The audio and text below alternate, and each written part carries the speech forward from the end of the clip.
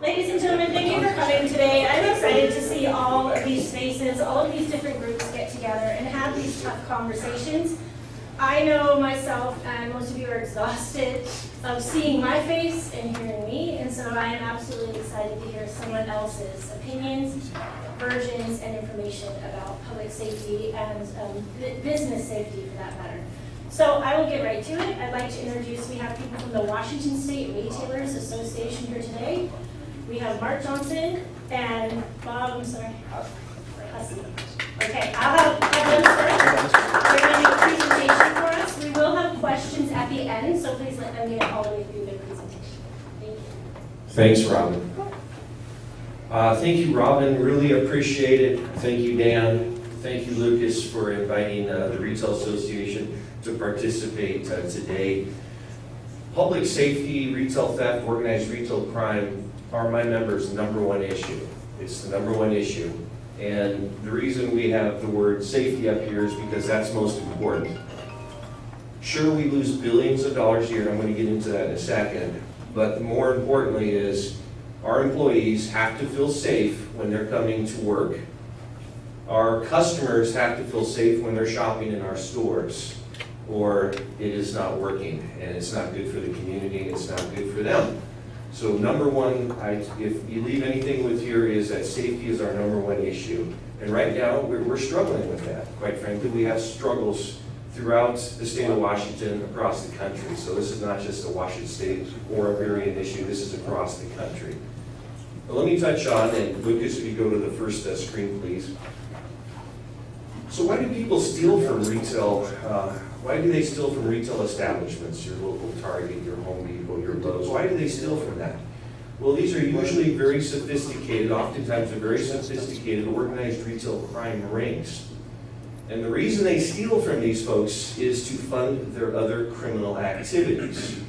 And people are baffled when I tell them it's tied to terrorism, it's tied to the war in Ukraine, it's tied to human trafficking, child pornography, weapons, drugs, you name it. Just in the city of Bellevue, a couple weeks ago, they caught 3 Colombian nationals with $76,000 worth of product on their person to fund the drug down in Colombia. Why? Again, why? Because it's safer, it's easier to steal and monetize those stolen products to fund your criminal activities than it is to steal from a bank. If you steal from a bank, you're likely to get caught. Federal offenses, you probably go to jail for a long time. But if you steal from a retail establishment, the chances of you getting apprehended are pretty low. And the chances of you spending any real time are pretty low. And so it's much easier to do that. And so that's why retail theft has really spiked and has really become a way to fund all of these other criminal activities that are plaguing our communities and our society. Next slide, please, Lucas. So how much is stolen? In the state of Washington alone, we lose over $2.7 billion in products every year. $2.7 billion. And this is a couple years ago. These numbers need to be updated. It's probably over $3 billion right now. Nationally, about $100 billion is lost. And then over 54% of all the businesses, small businesses surveyed, experienced an increase in theft. So these criminals are not just stealing from the Targets, the Home Depots, and Lowe's. They're stealing from the small outfits that sell flowers. They're stealing from beauty salons. They're stealing from wherever the path of least resistance is. That's where they'll go. These criminal activities will go to commit their crimes and to take the product and then resell it. So it's massive. And this one I'm saving for Adolfo and our Deputy Mayor. Thank you for coming, both of you. Really appreciate it. So that $2.7 billion represents almost $300 million in sales tax and D&O tax that is not collected. And to the city of Burien and to other cities and the state of Washington, $300 million can go to a lot of great purposes. So these products are all sold, no taxes collected, and we're losing that tax revenue. So it's really impacting our communities in many ways. Next slide, please. So why does this matter? Hit it one more time. Well, obviously it costs a lot of resources for these businesses to try to combat and protect their employees and customers. with heightened, we call them loss prevention or asset protection individuals. These are paid professionals that are hired by these corporations to try to protect the assets of that company. It has a real impact on employee mental health. I mean, if you are the victim, you're a clerk at a Home Depot and you are pepper sprayed, oh my gosh, or brandish a weapon when they're committing their crime, this is really traumatic. So you don't want to go back to work. You're going, oh my gosh, I'm going to get attacked again. And the other mental health is when you're watching a shopping cart load of Makita power saws head out the front door, and you're going, are you going to pay for that? And they can just wave at you and say bye, and they roll right out the front. It's very depressing for those employees to have to witness that and see that product and they go, well, that's illegal, that's stuff, that's not right. You're taken from my store. It has a real impact on mental health, and it's really stressing out a lot of employees. Next one. And then we all know who ultimately pays the price. It's all of you in this room. You pay for it and hire the cost of those goods. And the Makita power saw that would have cost $200 is now $210 to cover for the cost of the loss of all the ones that are stolen. You have to absorb the cost and the shortage of products. I was in my Home Depot down in Olympia. It's about half a mile from my house. And I go, well, I want to get this. And it's locked up behind a cabinet. It's behind a cage to prevent theft. And then I went to another one. I go, well, where's this particular product? They go, well, they were all stolen, so there aren't any to sell you. And I'm going, huh. They go, order it online. I'm going, okay, all right. Well, so product shortages, more expenses. Hit it again for me, would you, Lucas? So let me make sure this is real clear. There's no silver bullet to this problem that we're facing. There's no one strategy that's going to solve everything. There's not. It's going to truly take a multi-pronged approach with multiple strategies going forward. And you were part of strategy number one, and that is telling the story. So Bob and I and our retail association, we're committed to telling the story of how this is impacting communities, how this is impacting retailers, how is it impacting our consumers and our employees by telling the story. So that's strategy number one. Next, Lucas. There is some good news to share with you. The INFORM Act, as we like to call it, the Integrity, Notification, and Fairness in Online Retail Marketplaces for Consumers Act. This is a mouthful. It's kind of cute to call it the INFORM Act. This passed federally the last day of Congress in December, the last hour. They actually did something good. They passed the INFORM Act. And you're going, what the heck is that? So all this stolen product that's walking out of our stores, guess where it's 90% of it's sold? Online. So when you go online to OfferUp or any of these other platforms, eBay and all that, and you say, wow, that Makita power saw if I went to Home Depot, that's $250, but I can get it here for $100. And it's still in the same box. Wow, that's pretty cool. It's stolen. Half that stuff that you're buying on those places that you think you're getting a really good bargain, well, why did that person just return it to the store and get their money back? Well, because it's stolen. And they sell it online.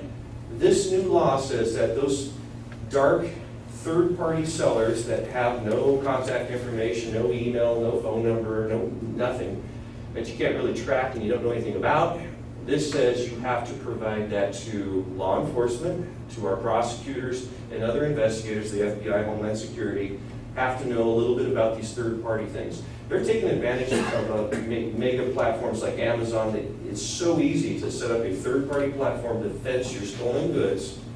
It's ridiculous. So on June 27th, just in a few days, this will go into place, and these third-party platforms will have to start providing this information. You're going to see a drying up of all these stolen products online, and that's going to be fantastic. It's going to be more difficult to monetize those stolen goods, so that is a really good thing that passed. Next one. Passing legislation, and I'm really excited that we have some law enforcement. Thank you for your service, and really appreciate it. I know you know, it's oftentimes a thankless job. But I just want to say a big thank you from the retailers for what our law enforcement folks do for us. We need to support these folks. They need the support from the state and from their local communities, and that's critical. And something that the legislature did do that I'm really excited about is they funded the Attorney General's Organized Retail Crime Task Force. $2.265 million was invested to hire more investigators, more prosecutors, and what they call the secret sauce, a data analyst to piece these complicated multi-billion-dollar operations together so that they can press charges. The other really important thing that the funding of the ORC task force is going to do, it's going to send a deterrent. It's going to be a deterrent for these criminal groups to set up in the first place in Washington State. If we have an ORC task force that is going after them, they're going to say, maybe Washington isn't the spot where we really want to set up camp and do business. Next one, please. And I'm really sorry that we had a presenter coming from the Washington State Organized Retail Crime Association, but he had an injury and is not going to be able to make it. But working with them, there's a statewide association on ORC that I serve on as the Government Affairs Chairman. But this is a great group that has been formed to specifically go after organized retail crime units. And let me pause there for a second. So these ORC groups, they prey on individuals. They prey on individuals that are suffering from a substance abuse addiction, from mental health issues, or both, because these people are really easy to convince to commit your dirty work and your criminal activities, and you're expendable. If you get caught, they say, they cut you loose and you're done. But they recruit these individuals and they use them to do their dirty work. So they're almost as much of the victim as the folks that are being targeted for these criminal activities. So they need treatments, and that's a really, really important part. Next one. So we are partnering very closely. They have a meeting coming up in August, the Attorney General's Task Force. We're going to be working with them. They have the Federal Bureau of Investigation, the Department of Homeland Security, the Western and Eastern Washington U.S. Attorney's Office, although the Western one just retired and is going to run for AG. So anyways, we have all this partnership together. So everybody's singing off the same piece of music. It's a kind of a duplication of efforts when you have people doing the same things in different silos. So this is to bring everybody together and to work very closely on solutions on going after these multi-million-dollar large operations. Let me pause there for a second. So we're not talking about petty shoplifting for subsistence, people that are hungry, they're cold, they need something for their family. That is not the problem. We're after not the petty shoplifters, or the crimes of opportunity, we like to call them. Somebody's in a store, they're usually not stealing stuff, and they go, well, nobody's looking around there, I'll just stuff it in my pocket right now, right? Crime of opportunity. These are premeditated, planned out, literally have shopping lists. If you catch one of these people, and I'm sure the police can tell you, they'll have, oh, you need to go in and take this and this and this items, and they bring it back to the fence and they'll sell it to you, and they'll give you pennies on the dollar for it so that you can get your money. They're very sophisticated and they're premeditated, so we're not after the petty shoplifting, we are after the sophisticated rings that are premeditated. And then finally, number 6, provide resources for small and medium-sized businesses. This is really critical, and I'm going to hand it over to my colleague Bob in a minute here after the next slide. But this is an example of, it's free, and Bob's going to talk more about it, our guide to navigating public safety and retail crime.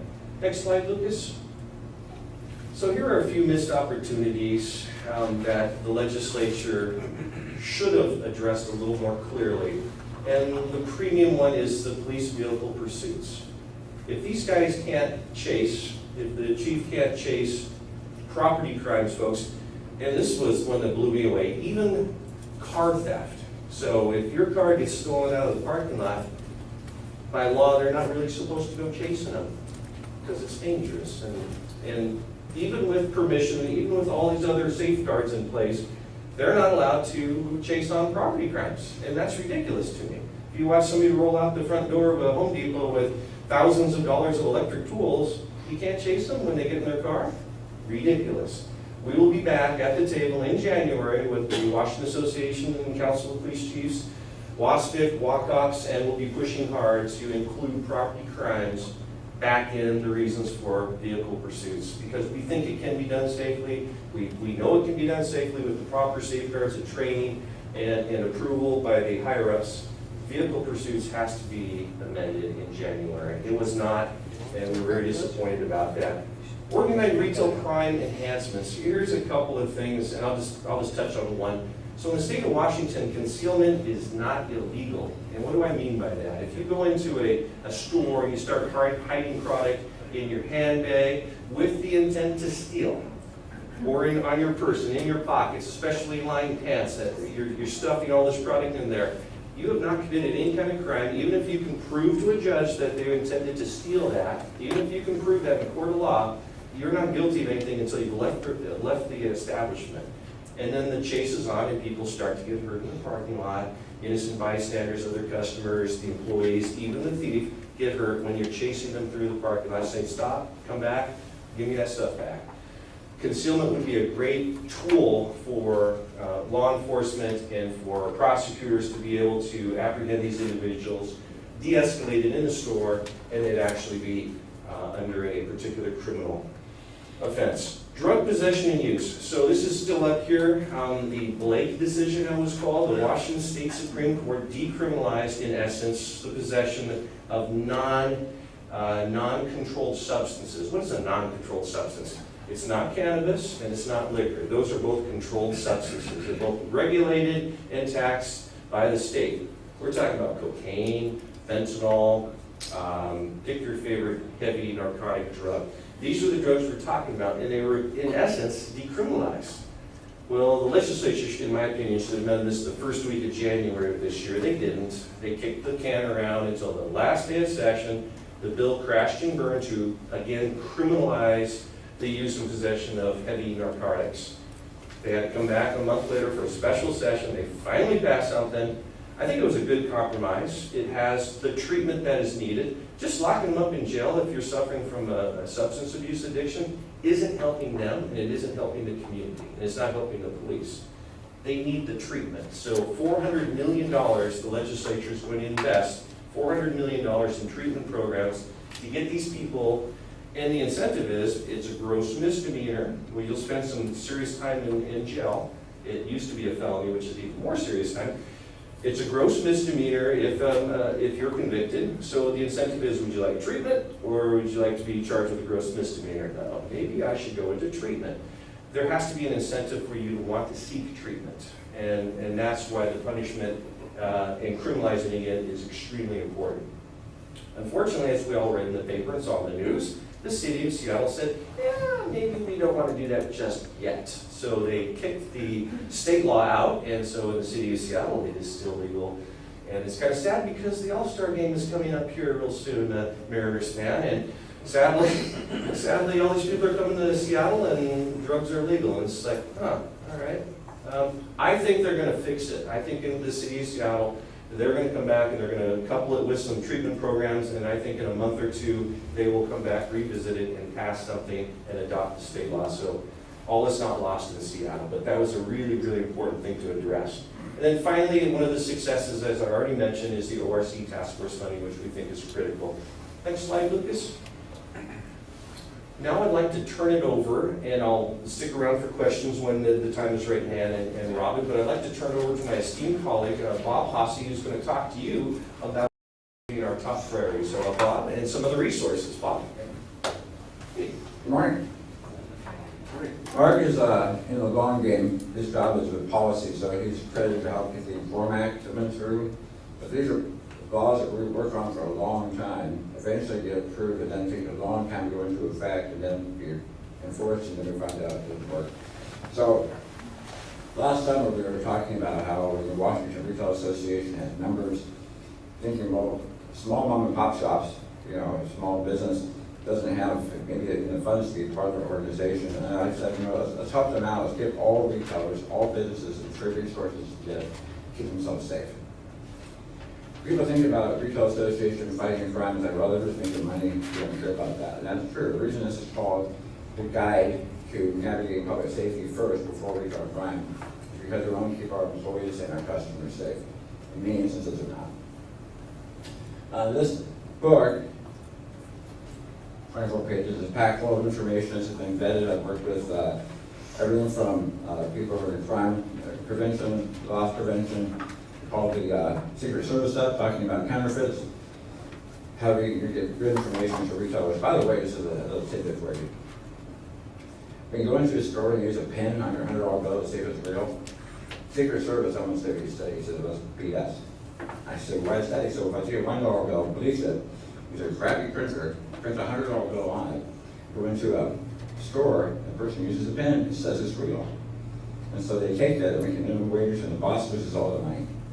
So a UV light, which aren't that expensive, every denomination goes a different color under a flag on a solar emblem. So it's in there, in the book too, but there's so much crime, and before we were worried about shoplifting and strongly beyond that. So we want to talk to you about preparing, preventing, protecting, and what to do post-crime. So go ahead. This is a huge topic, and but you're here because most of you want to get more information on it, so you are trying to be well informed and have to convince you of doing that. But you want to make sure you have law enforcement connections prior to the incident. Don't wait till you have something happen before you know how to reach them, or how to reach somebody during an actual armed robbery. So there's actually methods in this information on how to do that. But you want to have your plans in place ahead of time. Ask the police, what's the best way to contact you about this? What's the best way to get support without causing danger to our employees?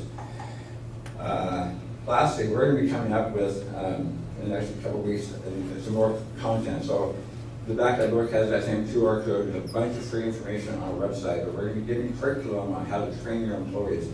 I'm not sure you all know this, but every business in Washington State is required by law. We have monthly safety meetings. That could be about how to use a ladder properly, or how to put a cone up and just mop the floor, or how not to get killed during a live event. So we give free information, curriculum, how to talk to them on various aspects, ranging from armed robbery to how to deal with somebody who comes in who's just having some psychological issues at the moment, right? So there's different aspects of that, but training your employees is important. How many here have taken CPR first aid? So they didn't have to watch the video and give you a certificate. They made you pump your Sassanine, right? You had to pump that mannequin, and the point is that it helps you put that into your brain. It's important for you when you train your employees on actual live events that may happen. You actually play your role-playing exercises to train them what you do, because it will become natural. They'll freak out when it actually happens, and you want to keep them safe again from your customers. Go ahead. That arrow here is good. In the book, I'm not going into it now, but you have to have signs up for trespass. You're also supposed to talk to, I'm not sure how the Burien handles it, but usually you can have a pre-arranged agreement for trespass. So if they see someone on your property at night, they're going to call you and say, can I bust this person, right? So you want to have proper signage up, you want to have information. So again, every city is different on handling this, so make sure you talk to them. Maybe you guys talked about it today, I don't know. Okay, next. Again, cameras. Your cameras are great, but we got a lot of people who have great use of the top of people's heads and their baseball caps. So you want to make really obvious cameras up high. Have signs pointing to it. Smile, you're being recorded. Eyeball view, that's your face height, you don't have your hidden cameras. I just love to get great photographs of people's faces, but you want to scare them away with the big cameras that are obvious and hide the ones that are at eyesight. You don't want that footage for later. Be motivating. We want to make it hard to steal. So if you're working on theft, so let's say you have a clothing store. They walk in, they have a leather coats, they grab a whole bunch, and lift them up, and off they run, right? If you stagger every hanger in the opposite direction, they can't do that. Small, free. There's various ways to just demotivate and make it hard to steal. So if you can do that on every business, that's ways to slow down that theft. Sorry. Wait a second. Yeah. My mom went to JCPenney's and they started doing that. She was, they read your book. Okay, good. My mom and dad just celebrated 70 years of wedding anniversary yesterday. Wow. Okay. So in the old days, you heard smash and grab on the news. It was a hammer and a jewelry case. Now it's a stolen car and a storefront. One more click on this for me. So this business had nothing protecting the front of it. And some companies, as far as storefront product, take up to 6 months to get the product in their fixture in front of your building. So it causes maybe $50,000 in damage and steals $2,000 in goods, and then go off in another stolen car. So we're going to stop them from doing that. So one more slide. One more. So Costco finally in Tumwater put in these bollards. So bollards can be pretty, they can be utilitarian, but there's ways to block them, and so you want to make sure that you space them so a car can't get between. So Target has these big concrete walls that are great, but they're 50 feet apart, so it's a pretty big car. You might stop it. So make sure they're spaced right. One more. Gabion, what's it before and after? Olympia, red, one more. So there's an issue with the city. If I am drilling a hole into a concrete sidewalk and I'm putting in a bollard, and doing that, I need to have a permit. I'm changing the city itself as far as the throughways and the sidewalks. So it's a long process to get that taken care of. If you're worried, you can get something called a gabion cage. And these wire cages are filling full of rock, you can make a flower basket out of them, you can make it into a seat. But you hit this thing in a truck, it will tear out the bottom of the car before it gets into your store. So bollards can also be automated. One more slide. I love this. 50 miles an hour. So, there's ways to make these happen. They can be automated. Again, they can pass through. In New York City, they had a truck coming into a secure area, all went down automatically, truck drove in, they pop back up again. I just watched that over and over again. Okay. Next. All right. So again, you want to have plans for crimes in progress. It could be something simple. So if you're worried, like, how do I get help and I can't call 911? Is there a button you can push? Well, that might cause a problem too. There's also ways to signal the store next door. It can be have a team, probably says something goes off, or a certain buzzer, or you call over an announcement on a speaker that might go into the adjacent shop on purpose. They have codes. If you're having something happen in the store, Mr. Jones on aisle 3, you can clean up, or maybe Mr. Jones, but that's a key, there's a problem. So have a plan in advance. Again, regardless of business, every one of you guys can do this and have plans for armed robbery as well as other crimes in progress. Next one.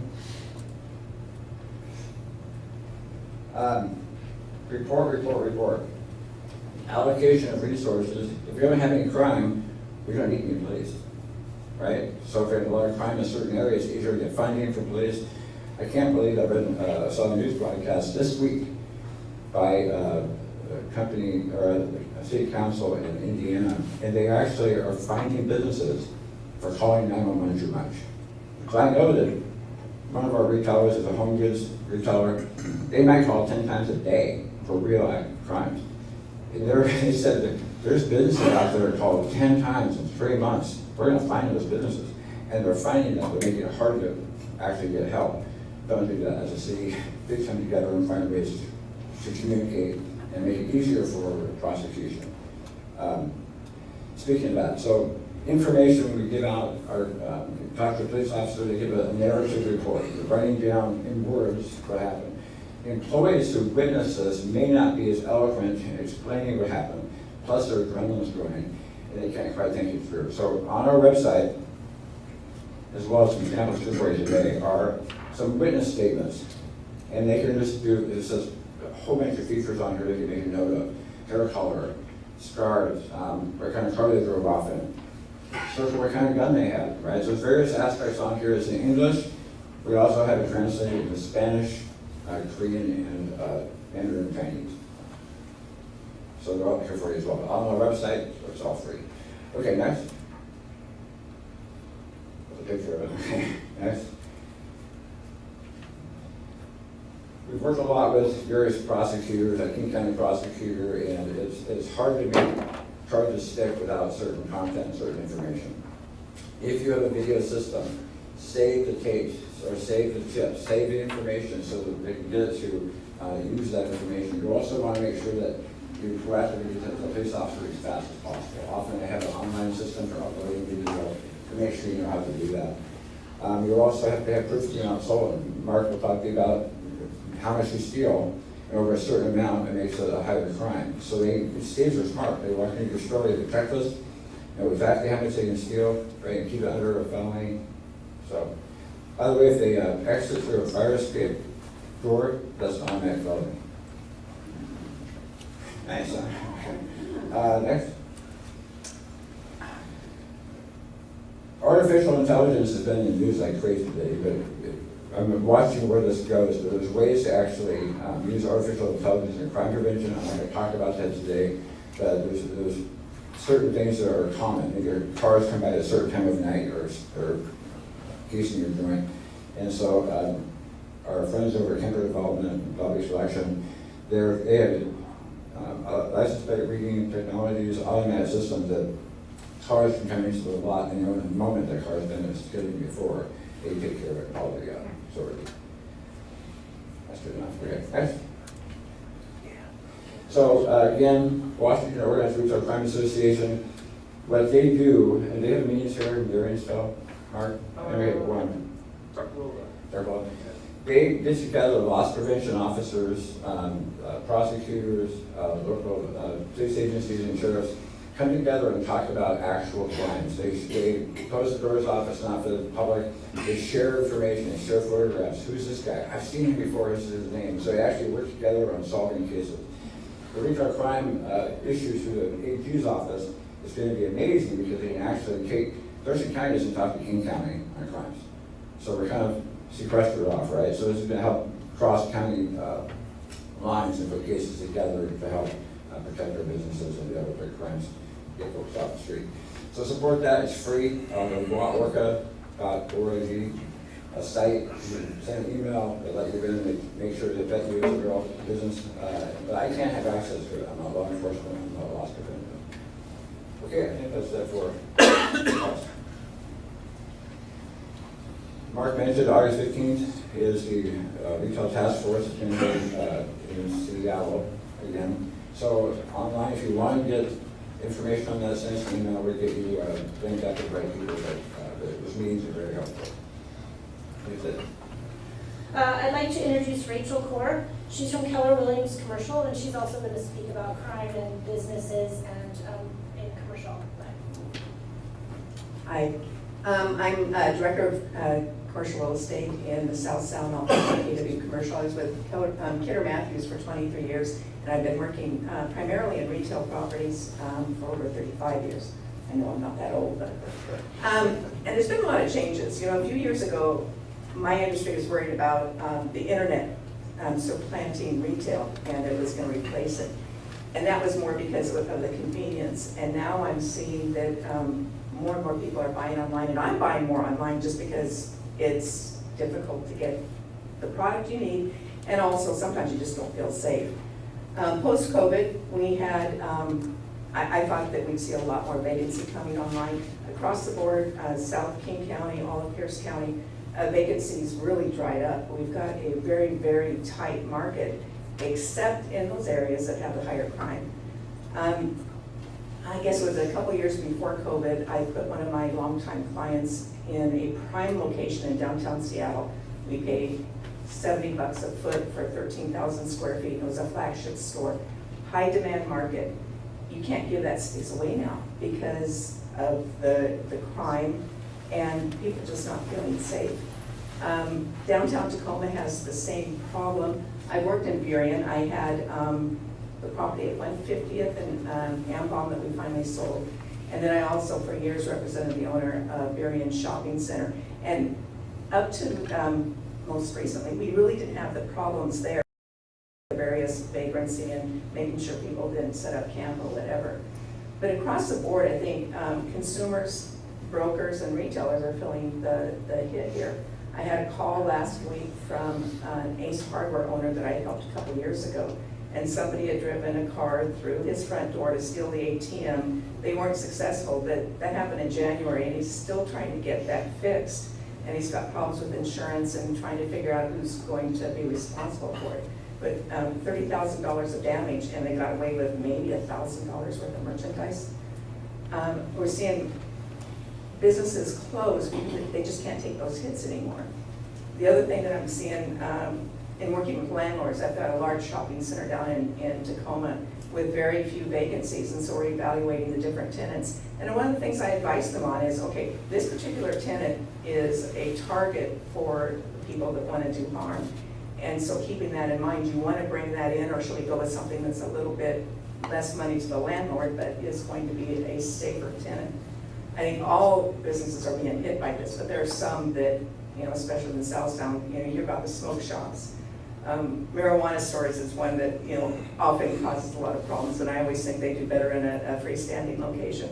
But we've got to consider all of those things as we're, doing business.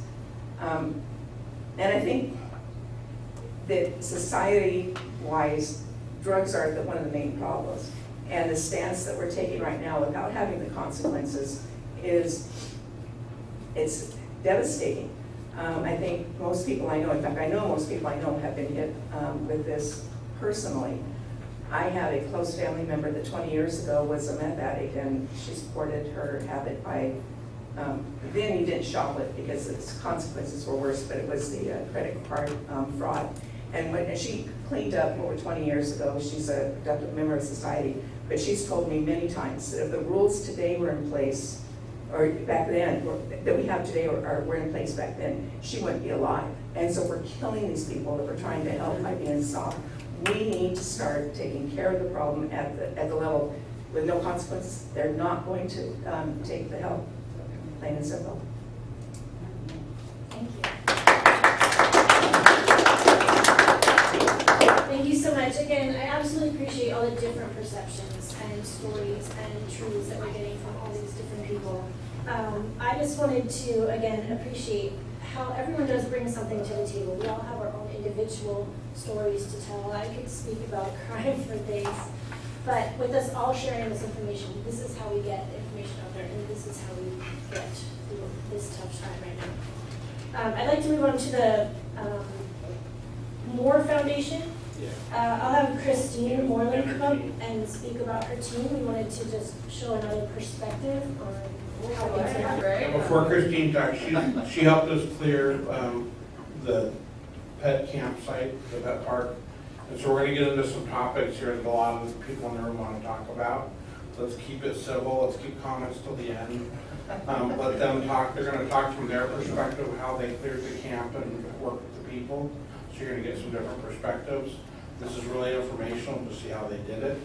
And we'll have some other ideas that we could talk about later, or the council and members of the city could take ideas and kick around and help figure this out. So, thank you.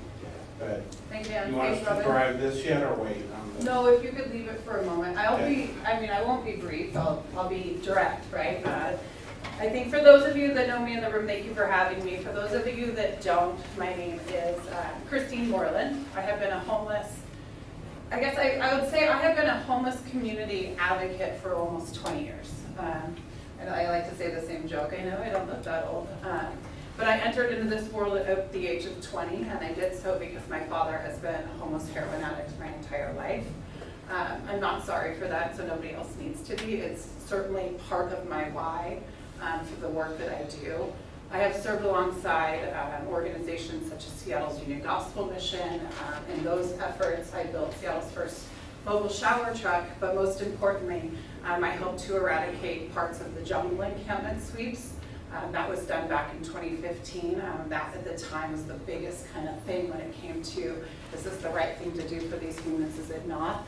I'm very passionate about the fact that these are humans, these are part of our community, whether we like it or not. But in this circumstance, you guys, what I really want to speak on is the part that is affecting the businesses and the reason why. We are still doing the same thing right now that we were doing 10 years ago. Same resources, same places, same shelters, all of the same kind of organizations coming together. But the problem is we have a very different addiction right now, right? Back in the day, and again, I can speak to this because I've followed an old school heroin addict around since I was 2 years old, right? Walking over his body as he overdoses and following him into encampments and pulling him into Bread of Life and taking him to shelters and doing all of the things that don't work, right? They just don't work. Nobody led with compassion, love, care, detox, mental health for my father. They led with a door, put him behind it, and close it, right? So he taught me well of what not to do, and that's why I do what I do. That's why I present teams of people who have lived experience. You know, Kevin McFarland here is one of our advocates who's 14 years sober. There's Christopher Wee, one of our directors, who's 4 years sober. We can walk the walk and we talk the talk.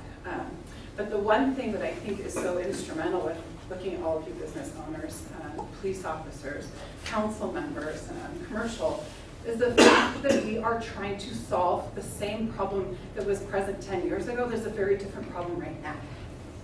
We cannot allow people to suffer, business owners alike, in encampments where we're allowing criminal organizations to come in and traffic women, men, boys, to allow for drug trafficking to go on where astronomical amounts of fentanyl are next to the dentist office.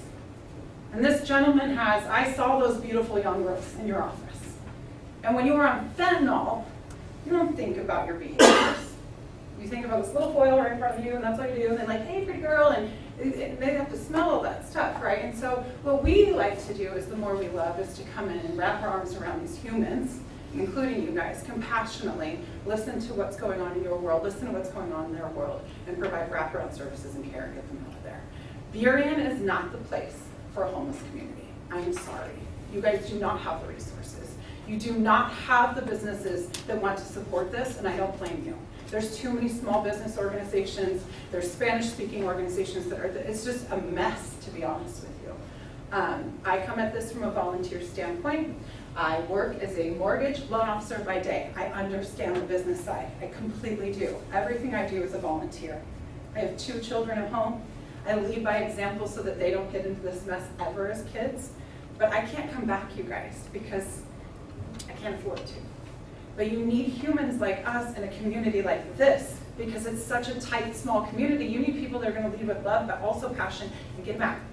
So I'm going to pass this to the, I guess this part, is this what you want me to do again? I'm really good at the homeless thing. This part's not my jam, right? But So go ahead and let your team share what they want. I'll let you take over. Yeah, thank you. I appreciate you guys for having us. The one thing that rang true that I've heard here today is the crossover of information. Again, my story is that of an addict. I was homeless. I lived in these encampments. I was a drug addict since I was 14 years old. It took me until I was 31 years old and being arrested 57 times before I got sober. Now, nobody ever knows that until I tell them that, because I look like this, and I can talk like this, and I can do my hair like this, right? But just because I look like this doesn't mean that I don't walk around with the same exact problems that people walk around with that live in tents in the middle of a field. It just, you can put lipstick on a pig and you can teach them how to talk, right? And you can do the song and dance, but it's still a pig. So I think my value add to this group is lived experience, and just knowing that I went to 7 different treatment centers. I got, the good state of Washington put me behind bars in the penitentiary, and I've been in all these different places that if you raise your hand and you say you want help, the help doesn't come, right? It wasn't until I met a group of people, a person, an individual named Anthony Kogochi, in fact, that was like, hey dude, you're worth it. If you say that you want something different, I'm willing to open up my heart and my opportunities to you until you give me a reason not to. I will be compassionate to you because you've put in the work and you've asked for my help. Now again, I don't think, and again, this is just me, I don't think that there's a one-size-fits-all, right? We all have different issues that need to be addressed in a different way because the problem is different in every single one of our arenas. Now my background and what I do for a living now is I'm a Windermere real estate agent. And I also have a private money fund that I work at that I lend money to developers. So I understand getting calls from the SPD of like, hey, your building's been broken into and it's on fire and you need to come put it out. And then getting a bill for that experience afterwards because a homeless guy was getting high on heroin in my townhome in Valley. So then he calls us and we put him in a resource, right? So, right, so then it's like front to back, right? And that's laughable, but honestly, like that's where I got to, where it's just like, okay, I have to build this Mr. Potato Head of how I can affect change in my life so that I can continue to grow as well. Because dude, I'm sick, right? I have 14 years of continued sobriety, and the only reason I get to show up like this is because of the program and because of people like this who are willing, right, to be the first person through the door to get shot, right? So that the rest of the guys can get in and effectively, right, mitigate that risk. But like, I've never had the best relationship with those guys, right? And I get to have that now. Because those dudes are important. Really, really, really important. Again, we all offer something different, and everything has to be kind of identified as you get to the top of that funnel to make sure that the help that you're offering is the right help. Like, I don't think offering, houses to homeless people is a great idea. Like, there's 7 steps that you need in front of that in order to get them to a place where they want that house, and they have pride in that house and that life that they say that they want. We also don't believe, though, it's fair for them to be living in No. encampments where they are suffering. Get them in off such the great street, ways. get them into the services that they say that they want, so that they can do the things that give you the feeling that you want to fucking live. I'm sorry, like, you've got to give somebody a reason to want it for themselves. You have to. And again, my experience is just my experience, but I will tell you, it was a person in my life, and everybody that I'm connected to at the Salvation Army, and the 6-month treatment center that I went through there at the ARC, and the house that they have in Greenwood, and the temple, and the classes that I teach there, those dudes are suffering, and they need help, man. And as a business owner, I can empathize with you guys so much, because I have this weird dynamic where I'm like, I want to help these people, and at the same time, they're like killing my business.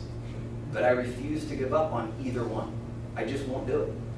So again, I really appreciate you guys having us. I think about like back in the 90s when the Bellevue police didn't talk to this, Club police didn't talk to them. I could get arrested in all those places, and it was cool because I would only go to jail for like that crime. That's what we need. And everybody laughs, but it's like that NCIC or NCIS or whatever. What's this? NCIC? NCIC, right? So if you do something in Burien, Seattle knows, yeah. See, if you do something in Burien, Kent knows about it, Seattle knows about it, Tupelo knows about it. And the flag can go up, like what you guys were talking about. If you see this dude, don't believe it. Don't believe it. We've offered him help 7 times. Right. And he said no 7 times. Okay, man. Like, you can't make anybody do something they don't want to do. Anybody in here have kids, you know that to be true. Okay? So start there. And then get into your compassion bag and into your solution bag. But dude, if somebody says they don't want it, they don't want it. They just don't. Now, does that mean that you should stop offering? Absolutely not. But man, we got to get a handle on communicating with each other and making sure that we're supporting each other so that our agendas all end up matching. Because individual agendas will never move the needle. Thank you so much, Kevin. That's all I got. Thank Sorry. you. I can go quickly. My name is Chris Wee. No, you're good. I have 20 years of lived experience. I was addicted to heroin for 20 years, so that's almost half of my life. And I have 2 beautiful girls, and I've got a lot to show for my life, but I also wasted a lot of time. I've heard Councilmember Mata talk about the mental health piece of this. And the interesting thing about that is that when we come in and talk in these rooms, we hear, what side of the fence are you on, right? What are you pro them sitting there, or are you pro, pushing them one direction? Well, this is mental health, right? When you talk about somebody who's sitting in a tent, smoking fentanyl with their face in the foil, there's so much thought. I mean, we just kind of drive by and think these people are checked out. It's not the case. I mean, there's so much shame, there's so much guilt, and it just compounds more and more and more and more every day. And they have, I used to call it my dump truck. Throw it in there, I'll unpack it later, right? And that's what each one of these people are experiencing. When people drive by and yell at them, we're gonna kill you, you're gonna die, that has a mental impact on them, believe it or not. So, the services are what we need, and each and every one of these people has a different story, right? And it's, I mean, the one size fits most. It starts to become helpful maybe as they've got, 7 months, 8 months, a year, and you can say, hey, take the ball and walk with it. But we got to get them to the point where they're willing to step outside of their tent and inside, a new direction. But we got to shake them up a little bit, right? And so that's, I think, where we're all in lockstep, is we want the best for the people. We want the best for you guys. And I haven't heard anybody say, like, I don't want what's best for the people, right? We want what's best for the community. We want what's best for the business owners. We want what's best for them. And, we have this being not aligned with any one organization, except for the more we love. We've got access to a lot of different services. So we take the best of all these different And 20 organizations. years of service experience. Yeah, and 20 years of service Okay. experience, yeah. And we take the best of the different organizations, and we can make these little customized journeys for people based on what they need and what they want, because it might be 28 days for somebody, it might be a year or 2 years for somebody else. It might be faith-based for one person, it might be not for another. So, you know, that's what we offer that's different, and they get us for life. So, you know, we come with the love, we bring the love, and they get us for life. I'm going to piggyback on one story out of the encampment, because I think it's really vital for you to hear. Sorry, not to push you out of the No, I'm not. Yeah. We have and I think it's important for you guys to hear some personal stories. Chris and I could probably articulate 43 of them because we did 43 intake forms. Putting that information up, we can all read it. You guys can probably have copies of it. We could talk about it, all the things, but I think this is an important story for you to hear.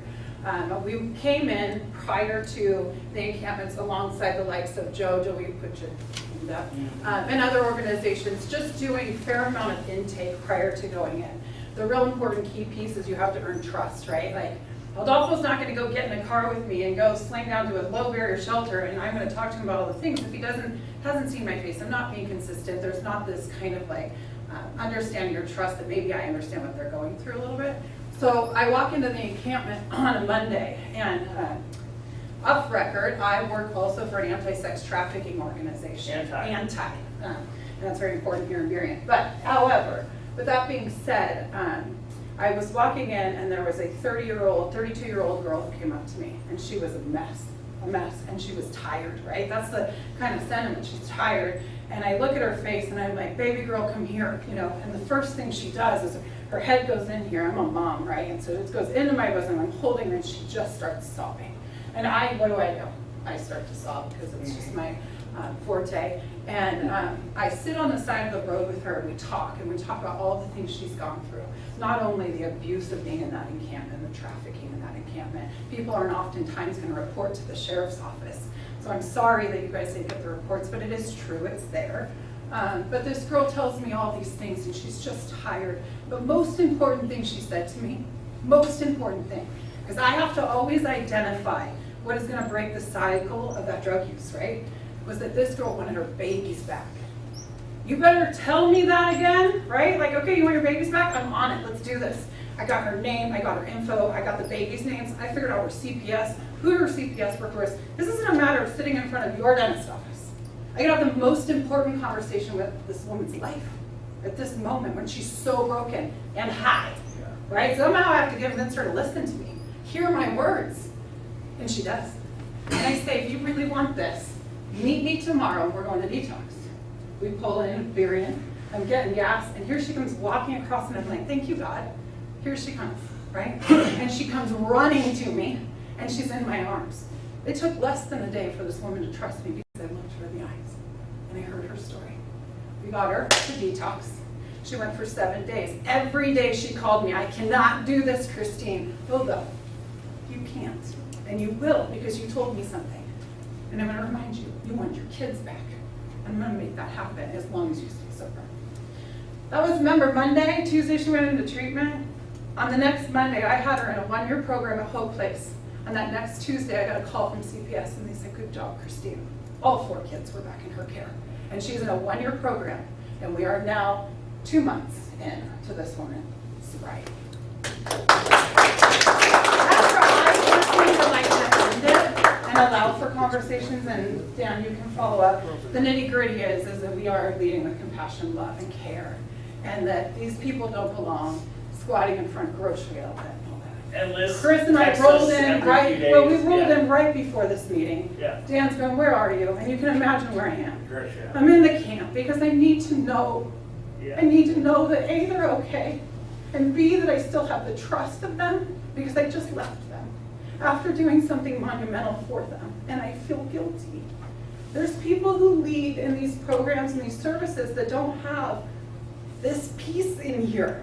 I will fight for your humans, but I'll fight for you guys too, if that makes sense, but there's me in a nutshell.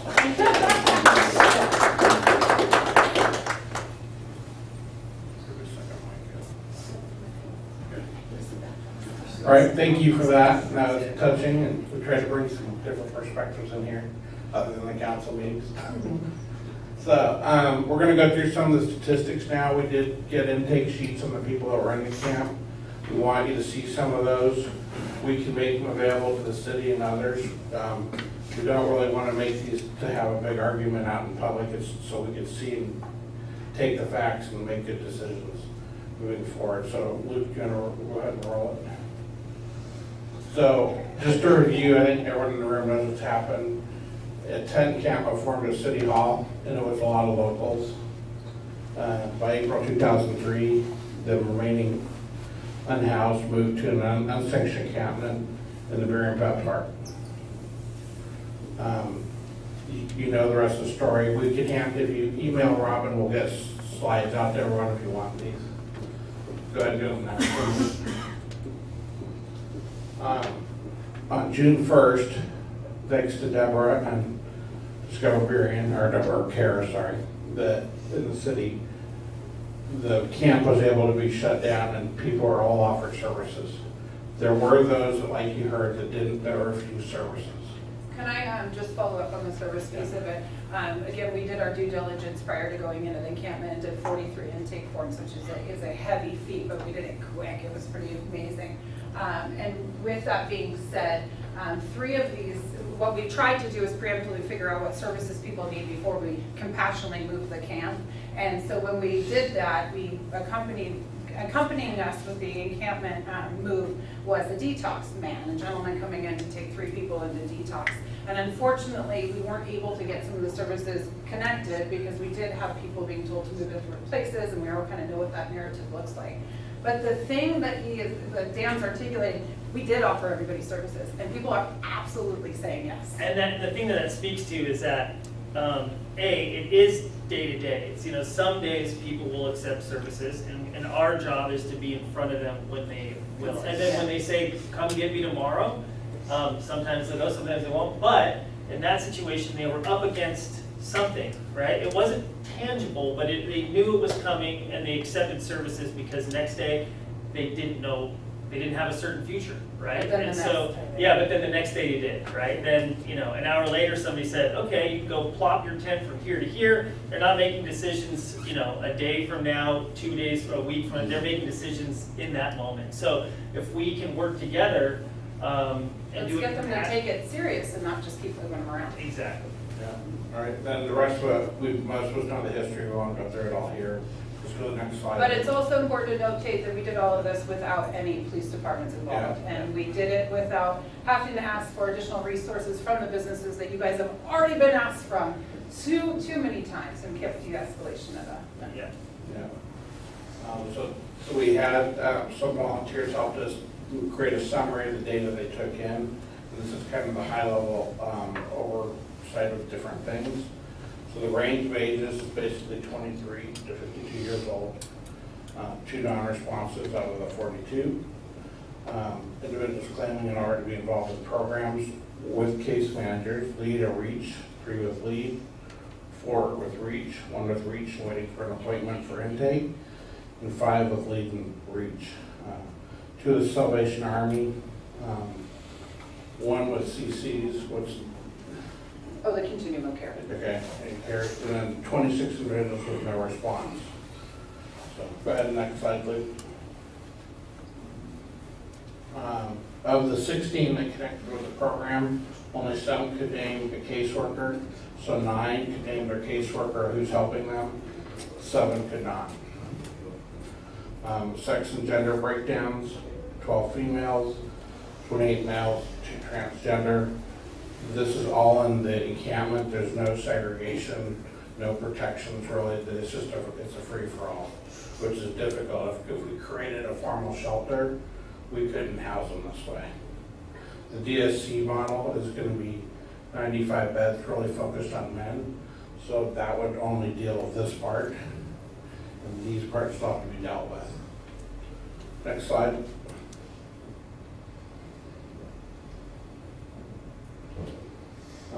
Do you want to explain this part?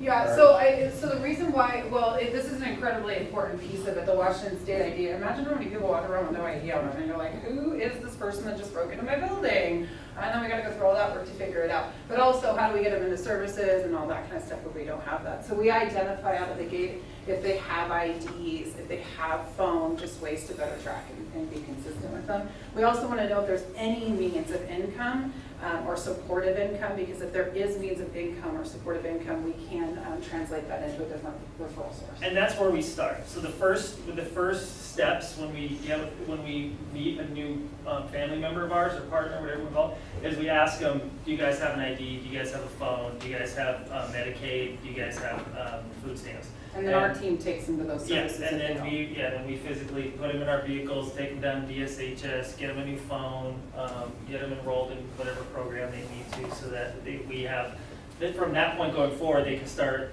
filling out applications and doing. Well, let's be honest too, we get them phones so we can track them. Right? Yeah. I mean, like, no offense, but I also want to know where these people are, Yeah, because and I'm then telling you I'm accountable. Yes, sir. In the beginning of this, how did you get brought to the city? Who invited you? That's not a great question. Thank you for asking. The most roundabout, crazy way you could possibly ask me. I'm kidding. I contract in to be a resource to other nonprofits where I advise them on what to do, if you will, including Reach and Lead and all the other ones that you guys have heard. And so I was contracted in to work for Reach Ministry to provide them with resources. They were called in by Joseph and Martin Barrett to come in and work at the camp just to provide a meal and prayer and such. And so I came to pop my butt down to provide a meal. But the reality is I don't just sit and eat. So that's where I came about. So I've been here since the library. Okay.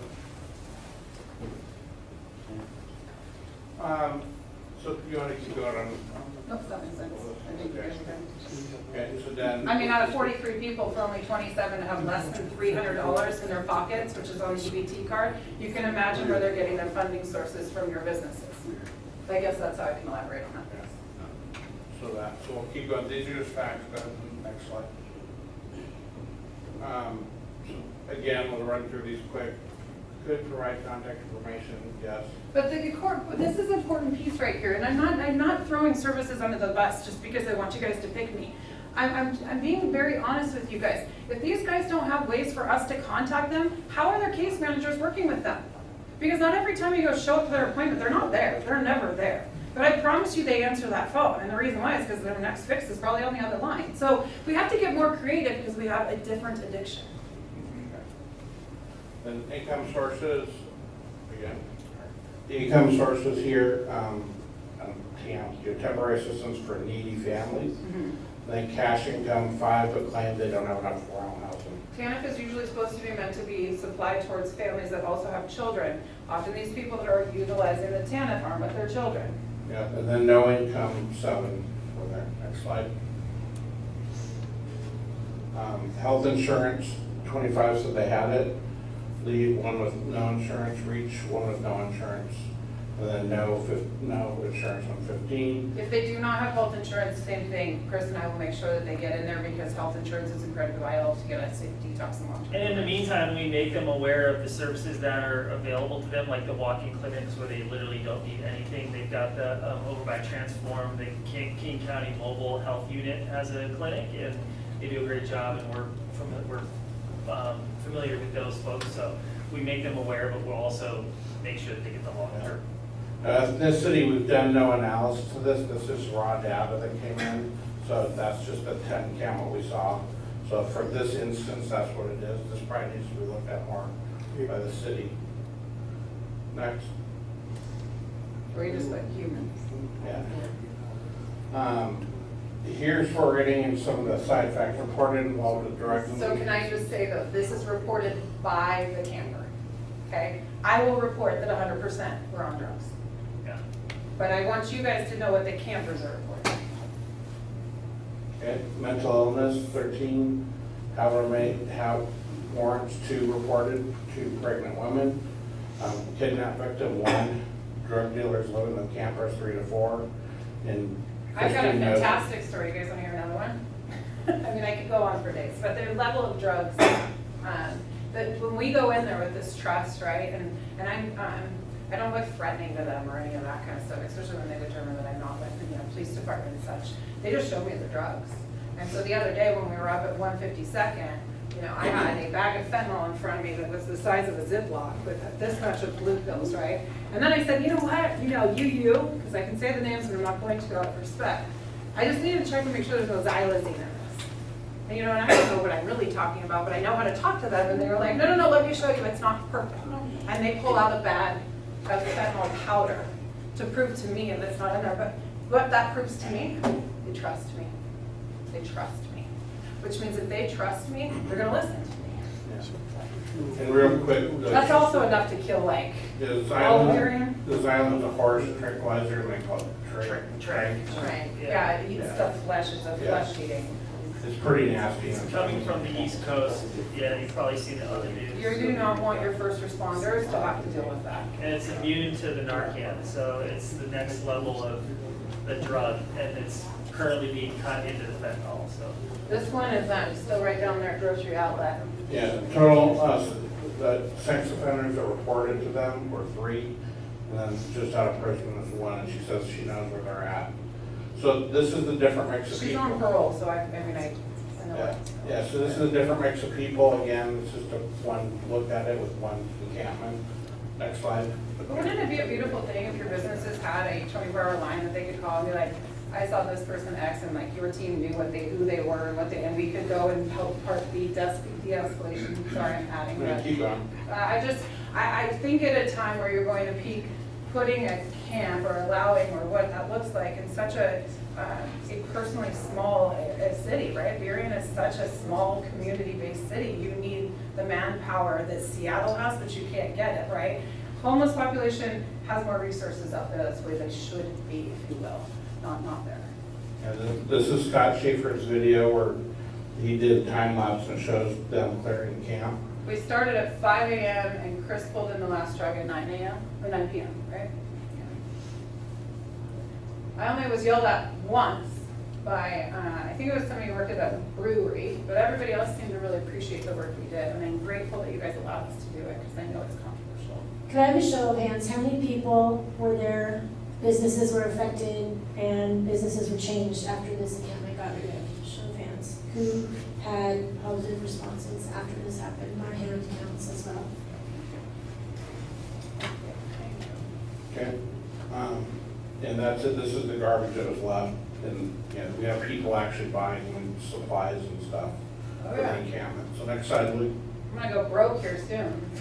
You're getting cleaned up. Yes, So people have proposed tent encampments. We won't get into the politics of it. But the average annual cost to operate a tent encampment is $800,000 to $1.2 million. And we've got these numbers from reliable sources, the sample budgets. You'd assume that that's the annual cost to operate it, not including the tent, startup cost for the facility, or the structures. Assumes no drugs, limited supervision. We're also assuming most participants will remain in the encampment over the long term because they want the freedom. Important note, again, we said DSC is all men. Then a similar encampment, Camp Hope in Spokane was recently ruled a nuisance and shut down. Next slide. Hey, Dan, real quick, you're putting up there that the DESC only accepts men. I don't think that's the policy. I think that the DESC accepts both men and women. I believe this facility will be focused on men from everything. Focused on men, but not women are not banned from there. Okay, I disagree. that's not what I heard. Okay. But well, either case is, if we create a camp situation, we're not worried about, if we as a group formed a group and did it, we have to have segregated setup for families and women and youth and all that. We can't make them all be in an encampment like we're seeing. There's just problems with that. So when we talk about this, we came up with this idea working with King County, and Burien does not have the money to solve the regional homeless problem. You guys are we're doing a great job trying, but we need help from bigger regional money.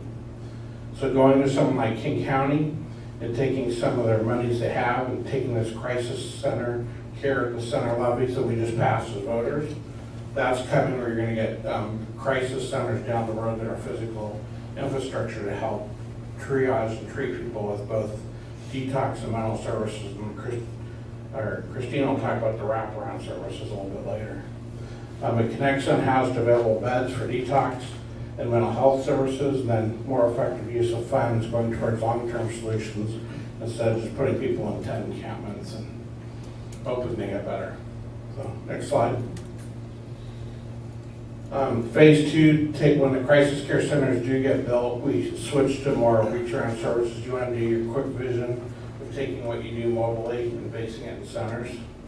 Yeah, well, a wraparound center looks like to me, and this looks like to me, my visual is that they lead first with an emergency receiving center. It's called an ERC, if you will, so it's a place that we can park them so that we can do that intake, but it's created a space that's safe for them and safe for us and safe for the community because we're pulling them in. Separate sides, men and women. Wraparound care would have detox, mental health, case management on site. But it would be a short-term program because we do not want anybody staying stagnant, and then it would be referred out to long-term programs or reintegration with their families. I should probably state that the most important question I ask first is, can we reunite with the family? So I prefer to leave that. But yeah, that's wraparound care in my opinion. And right now, you're probably hearing in the news, we've got healthcare centers closing down or lack of funding in Tacoma, in Burien. There's one to be rumored, sounds like it's just the King County Health pulling out of it. But there is in Tuckwell's Behavior Hospital that they basically closed down, and there's rumors King County's having discussions of buying that. But it's weird that we're losing mental health resources when we need more. And as Burien's trying to solve this, that we really need the mental health. There's not a difference between needing detox and mental health, because when a person is highly addicted like they are, it's inevitable that their mental health is struggling, right? So that's why we talk about this wraparound care. Chris and I are very, very hard strong on that. You have 7 days of detox, and then you immediately go into a 28-day mental health facilitation that does supportive care before your feet even tap or touch the next day program, unless that next day program has mental health there. So we are very, very clear that mental health is part of this whole assessment because it's so vital when they're using drugs. Like that's all they want. I'd be crazy. The next slide. If our client requires it, and it's very rarely ever just a drug, yeah, it's rarely just a drug issue. So I submitted to council that we could send out later. We won't go through it in detail now. I worked on Nero, which is Northeast redevelopment area. And this was worked with the Port of Seattle. The port had a bunch of surplus land, and it was brought in to create infrastructure for industrial and create jobs. You know, and John Naylor with lineage in the back was one of the first groups that stepped up and bought a building in a 260,000 square foot cold storage building and kind of kicked off the whole project. We still have this piece of land, this triangle, was supposed to be given back to Burien, and I was one of the only ones. Maya would still remember too. And they have other ideas down the porch, kind of forgotten everything they promised. But this is really supposed to be Burien, benefit Burien on this land. And so we have ways to help do that. There is some environmental issues, but we can cap it and deal with it. You can't really put long-term apartments there, but you could do in short-term intake centers and detox people and then move them on. And so I've recommended that to council. They look at that with both Port of Seattle and King County. The funding would come from the levies that were just passed, so the city doesn't end up funding it. My vision is I don't see a way that Burien could take liability for all this. You just don't have the pockets. So even if King County gives you money and says run it, in a year when you run out of money, you're liable. It's hard to do. So I think King County needs to step up and work with Burien, but make a South King County solution. So next one. After we work through with all the different entities we have to work with, we work on phase 3, which creates recovery, stabilization, and education. And I know Nina stepped out from Latino Civic Alliance, but that's where her organization steps in with some programs. We're working with Councilmember Mata and some of the organized labor unions. And the More We Love has a wraparound program of a 10-to-1 where we take 10 community members to every human that we take off the streets. And those 10 people are assigned this human and then help assist with what their needs look like in terms of doctor's involvement. So, and helping with education. And you've heard, like, we've got the affordable housing program we're working on with the city. Rod Robbins and I have been working on the Burien micro apartment plan. And we're trying to create scalable workforce and affordable housing and get to a cost point of $50,000 per unit that would cost about $1,000 in rent. These are non-subsidized structures. If you need cheaper than that, then someone's got to step in and pay down the cost. But it's about, for every $50,000 of cost, you need $1,000 of rent to cover that cost. So, next slide. And that takes us to the end, so we can go to questions real quick. All right, thank you. Does anyone have any questions for Kristine or for Dan? Again, more perceptions of different information being put in front of us. This is how we suss out what is actually going to work, what isn't working, and how we can move forward. So is there any questions from the audience for any of us, including Mark and Bob from their presentation? So Mark, do you have any questions? Well, I'm more of a comment. So I'm from Olympia, right? And we're having a lot of these same issues. I wish you would come to Olympia. Sir, bring me in. Yeah. So here's the thing, and I just want to be very honest, like, I can't afford to do this anymore personally, right? I work for a mortgage company by day. We all know our mortgages. I work for an anti-sex trafficking because I believe that these women need me. I do that for $24 an hour, so that's fun, right? I have 2 children at home, so I will come in and do contract work for anybody because I do believe our team is so well versed on what is necessary, right? Because we just do it. Like, it's just like this hands and feet. Olympia needs us because I think the thing that would be the catalyst in Olympia is the fact that it's seen, right? People start talking about it. And then maybe we can make real change that transitions over to, you know, Canyon County. But like, that's just. Mark, we found her first. Look at me up here selling myself. but- Yeah. What we are working on with Kristine is, I do think she's a disruptive change maker in a good way. Because a lot of us are just fighting with each other about solutions, and she's out there actually solving problems in a way that's not confrontational, and pretty much all sides go, wow, that was pretty incredible. And so hopefully that could continue, and my hope is we get a public-private solution where we actually bring in people like Kristine to kind of come in with the entrenched service providers, and we take a business approach saying, there's so many dollars, we're gonna start auditing every year. So it's a performance audit, you have how many places did you place services, how many people got better or cut. I'm gonna interrupt you for a second. So in Soto, everybody's talking about the game, right? The big MLB game. Yeah. So Soto goes in and they contract a couple organizations that are King County based programs, and the businesses themselves contract these organizations into BBs. Get in here, clean my garbage, get this homeless person and get them gone. Okay, you, Mark, said such an incredible thing that had another aha moment is the level of loss that the businesses take based on having these, I'm going to use everybody else's word, vagrants around, right? Or my humans around.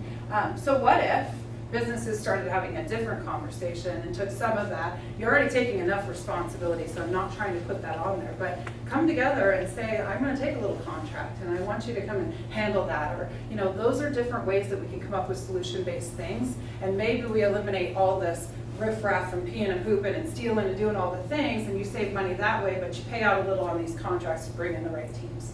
I'm just trying to give creative solutions where we're not sitting here going like, rah, because I do work with every single resource in the state of Washington. I just don't choose to have to want to work with all of them, but we do work together. In a place like Burien right now, I'm going to give you an example. We have a gentleman by the name of Miguel who's like, I just want to like make him my new best friend. He's so amazing, and he came out of the encampment and he had enough, and he's like, whatever you guys can do for me, I'm not ready for detox, but I'm ready for like a low barrier scenario. In about 2 days, we had a bed for him, and Miguel is now there. Well, Miguel is now a voice piece for how good his place is, and so our goal for Miguel is to get him, Well, get now him they're like, stable. Miguel said that you've got, now Yeah. I can do, and we're like, you guys line up because I got to go to work today.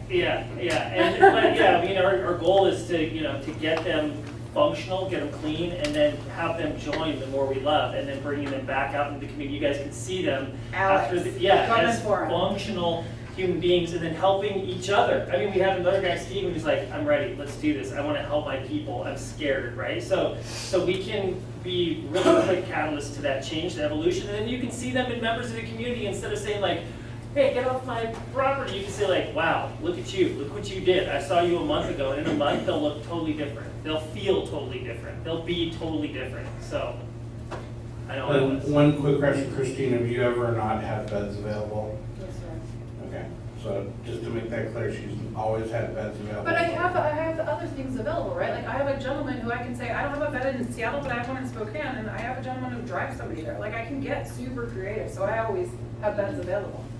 So tell me more about your organization. How big is it? Do you train people? How do you recruit people? So I'm going to answer that in a very efficient way.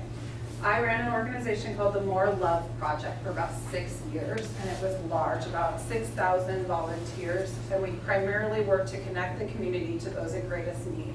And oftentimes it was the community. The More Love Project was closed right before COVID. I had a divorce and I needed more love myself. And so the More We Love is now a new entity that is coming off of the More Love Project. However, we still have our entire Spirit database. But when you look at it, we're new. Do you train people? How do you recruit? So people will contract us in to go in and then do the training, the education pieces, yeah. And that's one type of. And I usually, what I'll do is I'll usually walk alongside people in encampments and such. So like Seattle's Union Gospel Mission, this is years ago again, but they still do call us in to do walk-alongs with like their volunteers into the encampment so that they can just watch us do, right? Like how do I get down and do my thing? Or Yes, sir. we'll partner with another organization that has similar outreach people, but they don't do exactly what we do, and then they will come along with us and they'll say, I see what's different. What is yes, beds available? Yes, beds available, but there are qualifications for any of those beds available. Okay, so let me back up on one thing. So yes, beds No. are available, yes, and there are qualifications. But because each person's circumstances are unique, we have to make sure that we're working with people who have 20 years of experience vetting all the resources in Seattle and understand each one's unique requirements for a human to go into. And that's why we aggressively get in front of it and do 43 intake forms so that at the very least we've got a little jump start on the time. However, I'm going to be very clear. Had somebody given me enough time to do my follow through after being at that park, I promise you grocery outlet wouldn't look like that. And I just am that confident because I've been doing it that long. And so when it comes to the beds available question, it's almost humorous to me now because that's all anybody talks about. Yeah. There's no beds, there's no beds. Then go figure it, go find the beds, you guys. Like, then get the work done. This is enough of that conversation because I've already proven that there are. And if you guys want to roll around with me all day and listen to the amount of phone calls that I make, do you know what time my phone starts? Do you know what time WDC, We Deliver Cares, who takes care of all 3rd and Pike, called me yesterday to put 3 people into detox? 6 a.m. 6 a.m. Do you know what time I got them into detox? 8:45, 3 people. And I'm working a mortgage loan and getting 2 kids to school. Nice. The other is that I thought, as you brought up and said that, you'd like him down there and look in. Thank you very much for being here. But how does someone like that or other cities, because it is attractive, it is, I think, the right way to go, and would help take care of businesses and the people involved. But how do you as a city find someone else like you? So You don't. take that. I have so many of me, it's wild. Because the beautiful thing is it's 20 years of experience. The council letter I sent them had a sample budget that they helped me put together for 1 year for South King County. And that's why I'd asked the city to work with other cities in the county and see if that's something that You don't need to do all you don't need to do all of it. But this is the stuff that we got, and we gave you kind of a real ballpark, so we're not just throwing darts. That's what they look at. It's like 1.8 versus 1.2 for a 10 encampment. But it has wraparound services. So. Well, I'm also for a year all of South King County and making sure that I'm on each. You guys can call me. Like, what? And I will I answer my phone, and not just me, but Chris and our 50 other volunteers that man the line, right? Like, I worked for an anti-sex trafficking. That was a 24-hour hotline. That's answered 24 hours. You know how efficient we are in helping humans, but the humans that are like I just identified as sex trafficking. Is this true? Well, let's get you on the line and talk about it. Like, we've got to make this conversation like out here. We got to talk about it. Well, and I see so many familiar faces, and we're doing this as volunteers, right? I mean, so we're here amidst. Not for long. Yeah, amongst raising children and, you know, working our day jobs. So, yeah. Sorry for Kristine. One of the issues that's come up over and over about moving people into beds is that the beds aren't available in Burien, and that these are Burien residents. And so moving them to Spokane, for instance, doesn't qualify as moving them. And so I just wonder I don't know the truth of that, I don't want to make it political, but that's what I hear back from half the city council. Well, do you think that they're kind of trying to defend some kind of weird position or something? Like, I don't know what the agenda is on that constant conversation, right? I just don't. And again, I don't want to, but I do know that sometimes Spokane works better than Burien, because Burien's truthfully not their hometown, because they heard about our lovely encampment from somebody at the transit in Seattle, and they hopped like, I get to do the real work and digress. Like, if you're not here from Burien, I don't technically have to do anything, but just, you know, like, so there's all these different things that come with that narrative. That's just this. And usually Spokane is utilized for our mental health piece. When they come back to us in 28 days, and then we're integrating them into a long-term program within this city area. Was there data from the camp about who was from Burien? Yes, ma'am.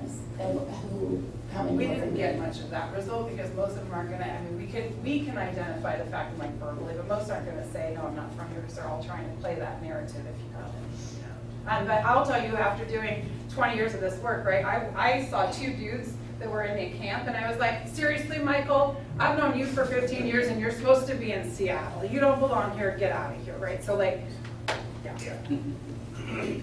So first, you guys' stories, all 3 of you guys are absolutely astounding. It's awesome. Congratulations, all 3 of you guys, and to what you guys do for I other haven't cried people. today yet, and it could happen.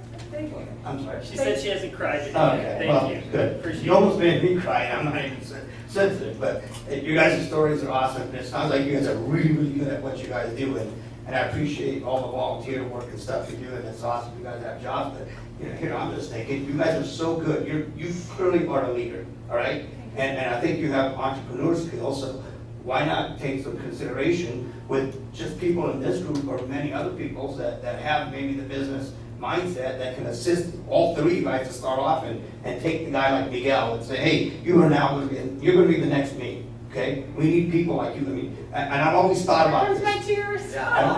Don't cry, but I've always thought about this. I said, hey, if I was in a leadership city council role, how would I solve this problem? Connect the community to those in greatest need. You are part of this why and the answer. Yeah. And so exactly what you're saying is what I'm trying to develop, is transitional and sober housing in each city community that's attached to the businesses that live there. Especially Olympia. Yeah, so once you get detox services, and once you go to a 6-month treatment program, and once you get attached to a mentor in your recovery, you're also going to get attached to your mentor in your profession. And yeah, you can support the community which you used to ravage by being a productive member of that society. Last thing, but you guys are good at what you do. You guys are great at, clearly you guys are great at what you do, and we connect you guys were those people with that. Clearly, you know, what we're doing now, not you guys, but what the cities, all cities across the country has been doing is not working. Giving them drugs is not working.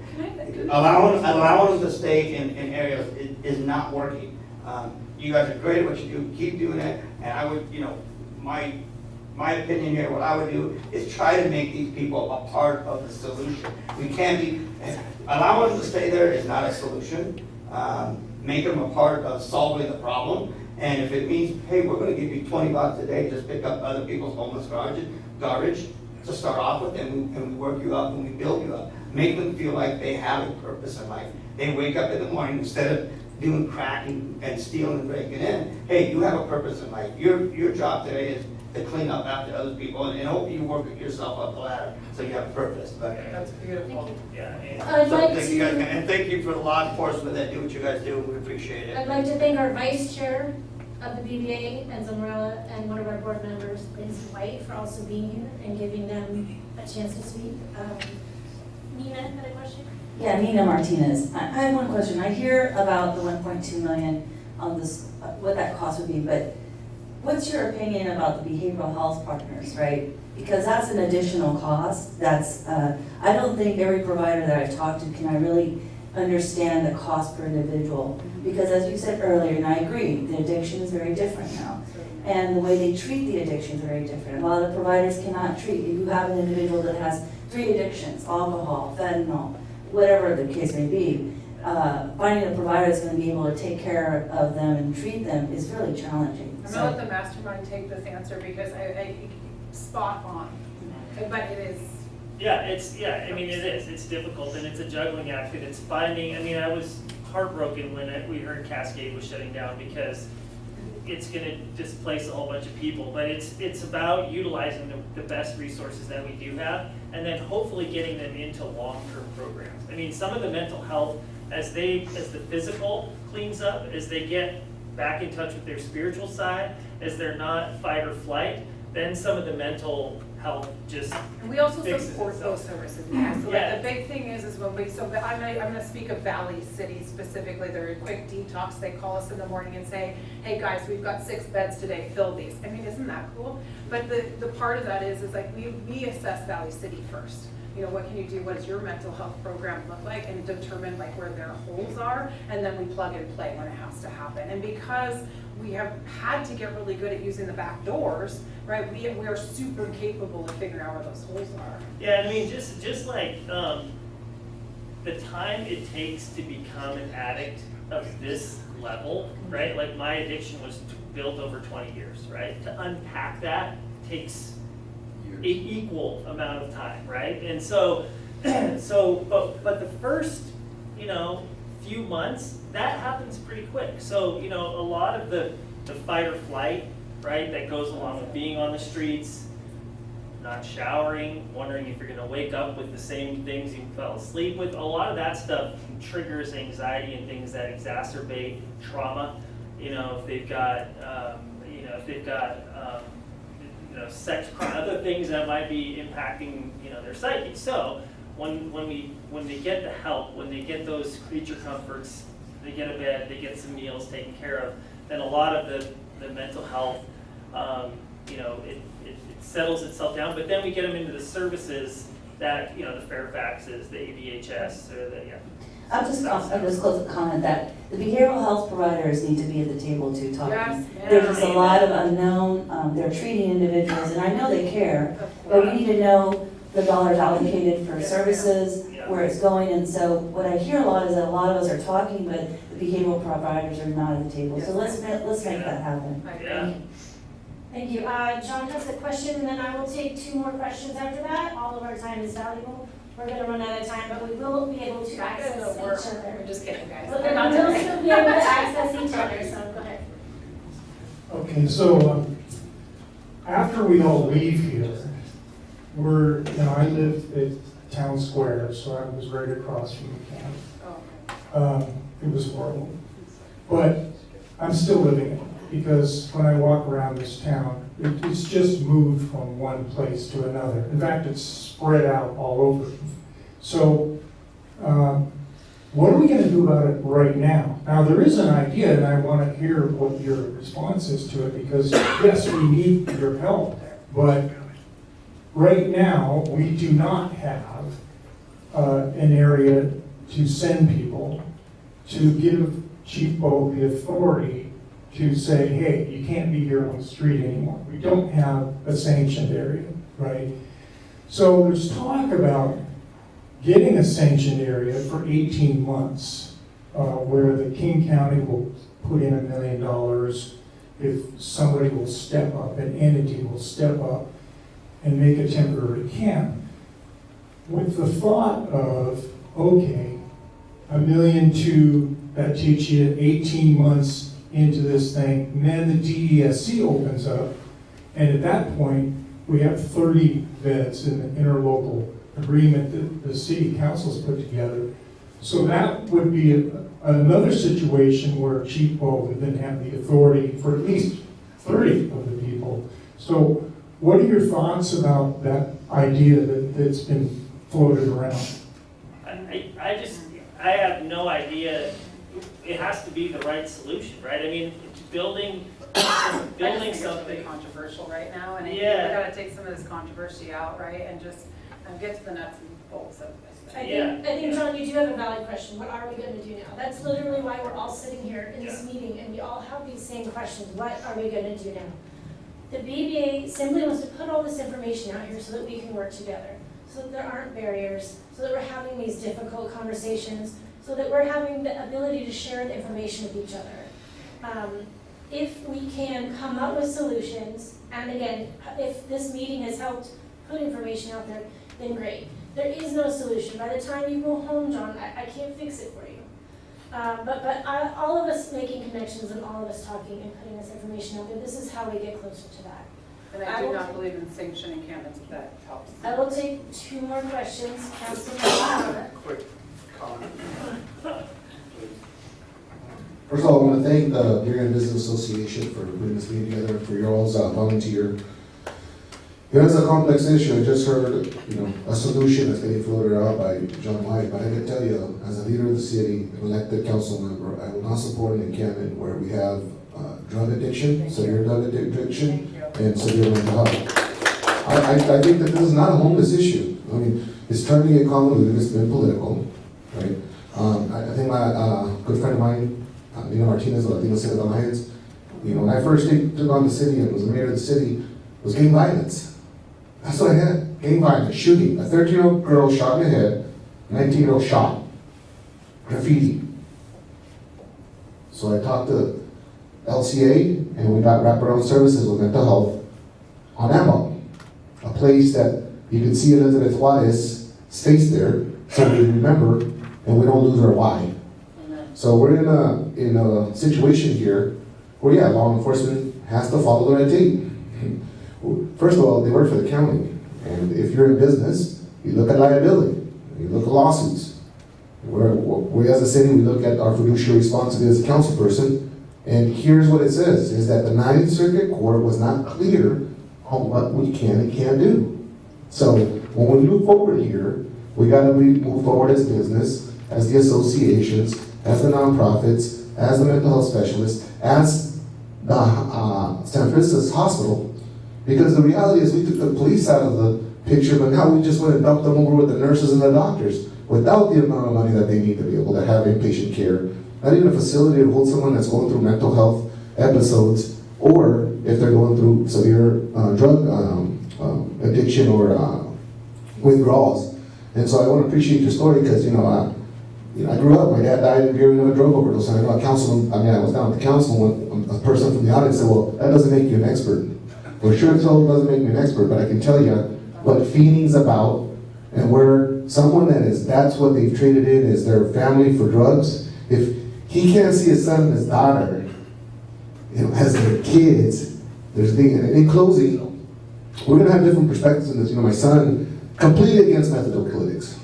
I, on the other hand, I stand for them in the sense that if they're regulated and we use them inappropriately, they're gonna work. For some people, not for all. It worked for my dad for maybe a year, but beyond that, it was just, he was back at that, needle. So, and he, like I told him, son, because you had a dad, man, my dad was hooked to drugs, and so I dealt with it as myself, and I wish there was people with a heart in a society in business, because we still have, I operate my business, I've been hit 3 times, $15,000, my insurance premium has gone up, so this is an issue we do have to have a conversation. $15,000 to come into your city and help work this? Yeah, so I think as we move forward here, I want to thank you. I know I've received your emails. I think they're ignored. Right now, I think what we're having to do is deal with the political flag. You can see the Seattle Times this morning. So, thank you. Thank you. Thank you. I also wanted to draw attention to something Councilmember Mata said, is that Chico's has rules and things he needs to go by. Understood. I'd like to recognize that with Kristine's work, the BBA did take care of that encampment. Deborah George took one for the team. We cleared that encampment with the de-escalation team without the city's help and without the help of the police. I prefer to work as teams. Don't make us do this ourselves. But if we have to, we've already shown that we can. The whole idea is that we should be working together. And I know that we can find ways to do this. Politics aside, people's preferences aside, I know that we can do this together. We're doing it independently, I know that we can do this together. My board members have 2 more questions, and then I think we're gonna bring this to a halt. Go ahead. My question is just how do you guys work with Region Lead? Region Lead often just call us to help bed down our people and work. Aaron, who was the main guy of Region Lead or whatever, called me right before this thing, and Kristine, what do I do? So I'm gonna be very honest, they're looking for our assistance. So why are we spending so much money for them to give it to you guys? I mean, it's part of the 5-year strategic Great question. plan. It's part of the 5-year strategic plan, so why wouldn't you, it's part of the King County program, it's supposed to work, why is it not working? All the red tape. Shouldn't work. Councilmember Mata, can you hang tight? We'll make this comment, I want you to listen to it right, Ezra. Real quick, just my opinion here before you walk out the door.